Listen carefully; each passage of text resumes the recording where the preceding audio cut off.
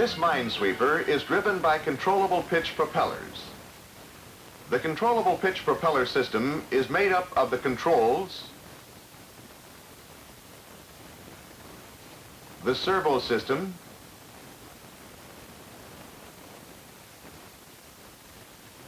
and the propeller assembly. This film will describe two types of controls, the electro-hydraulic, the electromechanical, and the associated propeller servo system. Particular emphasis will be given to maintenance troubleshooting.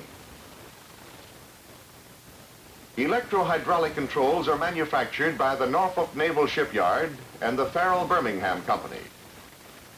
The controls of both these manufacturers are so similar that they can be described by use of this schematic.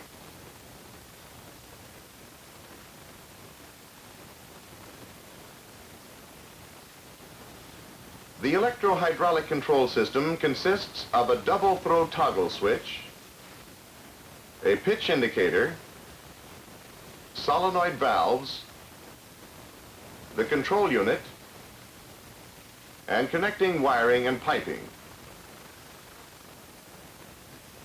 The signal for propeller pitch change is initiated at the pilot house console by moving this toggle switch in the desired direction of pitch change. Forward for a head pitch, and back for a stern pitch. The control unit is a hydraulic cylinder with a differential area piston, this area being greater than this area. For a head pitch, this solenoid valve is electrically opened, allowing oil to drain out of the forward end of the control unit cylinder.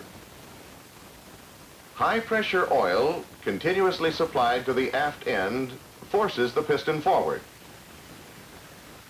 For a stern pitch, this solenoid valve is opened, admitting high-pressure oil to the forward end. With equal oil pressure on both sides, the piston will move aft due to the higher total pressure acting on the larger area of the forward side of the piston. Movement of the control unit piston and the valve stem positions the control valve of the main servo motor. The servo motor, in turn, positions the blades. In the control unit, the piston follow-up rod, by means of a rack and gear, positions the synchro generator.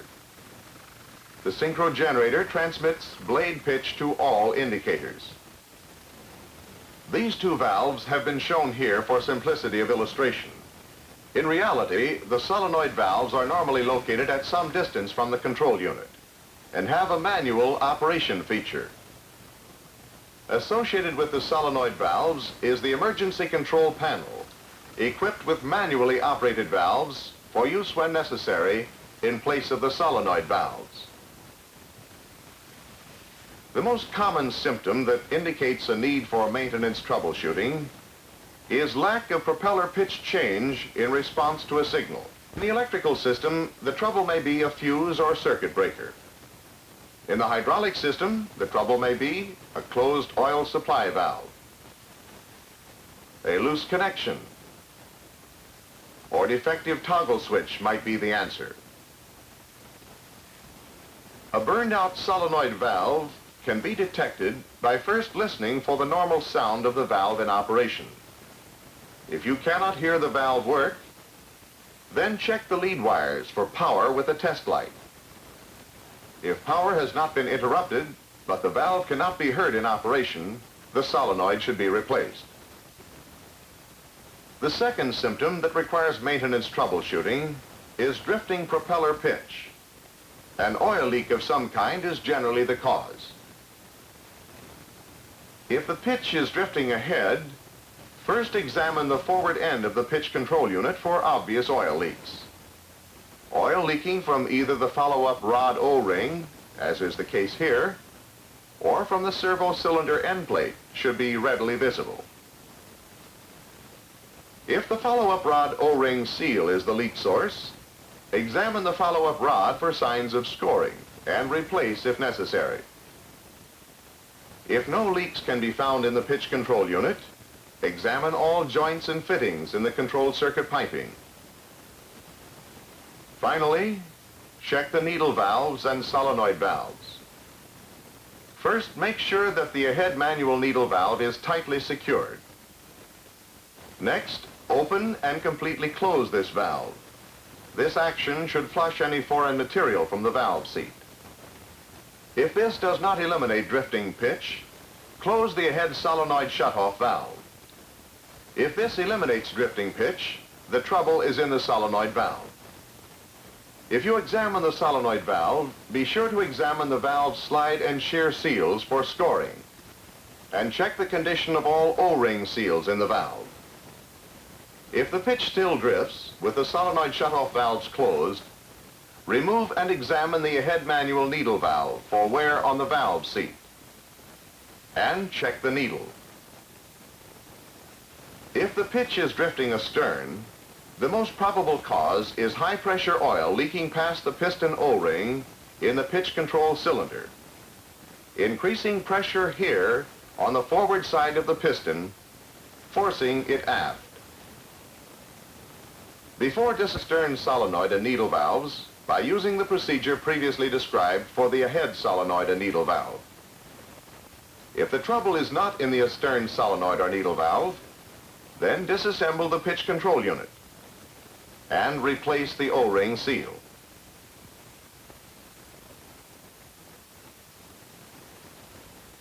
When doing this, be sure to examine the cylinder liner for scoring or unusual wear. Replace if necessary.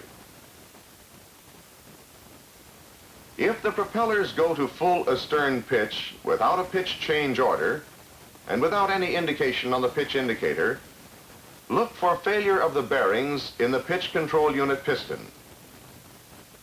When installing new bearings, be sure that the correct bearings are properly installed. Erratic or lack of pitch indication on the remote electrical indicators is generally caused by defective synchros.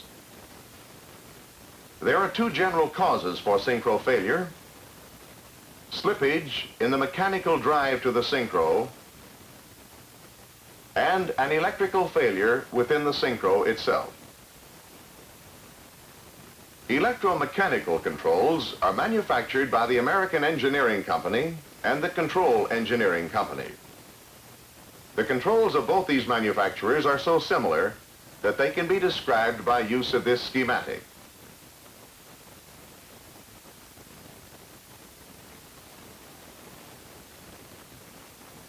The signal for propeller pitch change is made at the pilot house console by depressing the toggle switch in the desired direction of pitch change. The proper motor contacts, located in the relay box, are activated. As these contacts are activated, the magnetic brake is simultaneously released, allowing the reversible shifting motor to turn in the desired direction. The shifting motor, through a gear train and lead screw, positions the yoke, valve stem, and valve of the main servo motor. The servo motor piston, by means of the control rod and the hub mechanism, positions the propeller blades. A set of gears working off the end of the lead screw positions the synchro generator, giving an accurate and instantaneous indication of blade pitch on all indicators. A manual control is provided at the engine room control station. The most common symptom that indicates a need for maintenance troubleshooting in the electromechanical control system is a lack of response to a propeller pitch change order. This is often due to an electrical failure within the system. Check fuses, circuit breakers, toggle switch, electrical connections. A defective motor starter may be the cause. Check to see that electrical power is being supplied the motor starter. If power is being supplied and the starter cannot be heard in operation, a teardown and inspection is required. Inspect the shifting motor in the same manner as the motor starter. Particular attention should be given to the magnetic brake. If the electrical system is not defective, check the pitch control unit for binding. As a last resort, the engine room control linkages should be examined for binding. If, without an order, the blades go to full astern pitch without the change registering on the indicators, the pitch change is probably due to failure in the mechanical pitch changing mechanism of the servo control unit. Erratic or lack of pitch indication on the remote electrical indicators is probably due to defective synchros or connecting wiring. Check for an electrical failure or slippage in the mechanical drive to the synchro. Propellers going to full astern pitch without an order and oil leaking from the pitch control unit usually indicate that the oil supply tubes have become detached due to improperly installed or faulty lock washers. Both the electro-hydraulic and the electromechanical control systems are used with one type of servo system.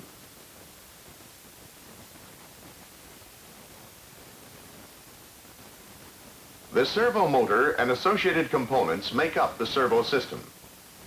These associated components are the oil injector, filters, relief valve, pumps, strainer, hydraulic tank, and the various connecting pipelines. In the servo motor itself, the servo motor piston positions the control rod, which ultimately changes blade pitch. The servo motor is always fully charged with oil. High pressure oil from the pump is introduced here to drive the piston forward and here to drive it aft. The high-pressure hydraulic oil flows in these channels of the servo motor piston. The hollow stem of the spool valve provides entry for the high-pressure oil. When the spool valve is moved fore or aft, the high-pressure oil supply is open to one end of the servo motor, and the low-pressure return is open to the other end. When the spool valve is stopped, the piston closes the ports, shutting off oil flow. As the propeller revolves in the water, there are forces acting on the blades which tend to rotate them toward reverse pitch. These forces are transmitted to the power piston and tend to force it out of position. The slightest uncovering of this port, however, allows the high-pressure oil to automatically correct and hold the piston position and blade pitch.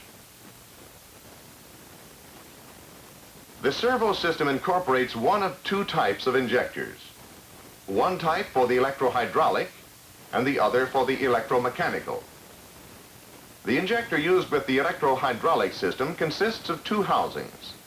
One is for the high-pressure inlet and the other is for the low-pressure return oil.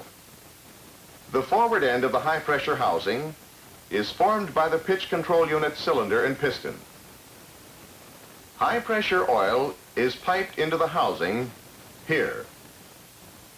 The high-pressure oil flows into the valve stem through 3 holes and back to the servo motor.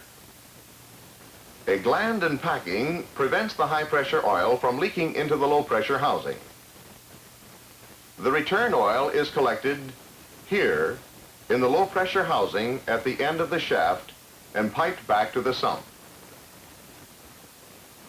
The oil injector used with the electromechanical system consists of a rotary seal and a low-pressure return housing. The rotary seal attached to the end of the valve stem is connected to the servo system piping by a flexible hose. The high-pressure oil flows into the valve stem through the rotary seal and back to the servo motor. The return oil is collected here in the low-pressure housing and piped back to sump. A Vickers constant pressure variable delivery pump is used to supply high-pressure oil to the injector. This pump maintains a constant pressure by means of a compensator that is instantaneously sensitive to pressure changes. Any change in pressure is immediately compensated for by changing the pump stroke, which controls the volume output of the pump. The pump is now operating at short stroke before an ordered pitch change. A pitch change order is given and the pump stroke automatically increases to long stroke.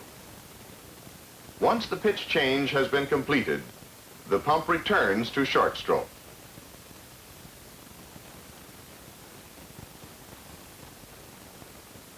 A sluggish response to an ordered propeller pitch change indicates that the oil supply to the propeller servo motor is either too small or that the pressure is too low for normal operation. Check the oil temperature at the pump drain line. If the temperature is warmer than at the pump discharge line, the pump has excessive internal leakage and should be repaired or replaced. If a high temperature does not exist, listen for the sound of cavitation within the pump. If cavitation is heard, the suction strainers in the hydraulic sump tank are probably clogged and starving the pump. Another probable cause of sluggishness is the oil supply pump itself.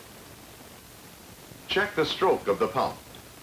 A stroke limit stop is incorporated in the pump and should be set for a 30-degree stroke. Micronic full flow filters are provided in the discharge line of the hydraulic pumps. The elements in these filters should be changed every 250 hours of operation. Internal leakage in the servo motor can cause a sluggish pitch response. This leakage is usually caused by either a scored servo motor cylinder or worn piston rings, or by damaged O-ring seals between the valve body and servo motor piston. Only a visual inspection of parts will determine the leak source within the servo motor. High-pressure oil leaking past the V-packings from the high-pressure housing into the low-pressure return housing can cause a sluggish pitch response. This leakage is usually caused by worn V-packings or scoring of the valve stem. Inspect these parts to determine whether they are defective and should be replaced. If during a sluggish pitch change there is a drop in pump discharge pressure followed by a return to normal, it is probably due to a dirty or sticking pump compensator control. If this is the case, remove and thoroughly clean the compensator control. If a sluggish pitch response is accompanied by a general overheating of the whole hydraulic system, check to see that all cross-connecting valves are closed. If extensive heat is being generated by a relief valve, raise its setting and readjust the pump compensator control if necessary. If the cause for sluggish pitch change cannot be found in the servo system, the trouble can probably be traced to the propeller hub. In order to temporarily smooth out propeller pitch response, adjust the pump compensator control to give the desired response. Be sure that steps are taken to inspect the hub during the next overhaul. The procedure for correct hub maintenance is contained in another film in this series. Let us briefly re-examine the 4 basic symptoms that indicate maintenance is required on the control and servo system on the MSO. The first basic symptom is propeller pitch moving to full astern without an order, complete loss of control. The second major symptom is a lack of response to pitch change order. The third symptom is drifting pitch. This will occur on the electro-hydraulic system only. The fourth major symptom is a slow or sluggish pitch response.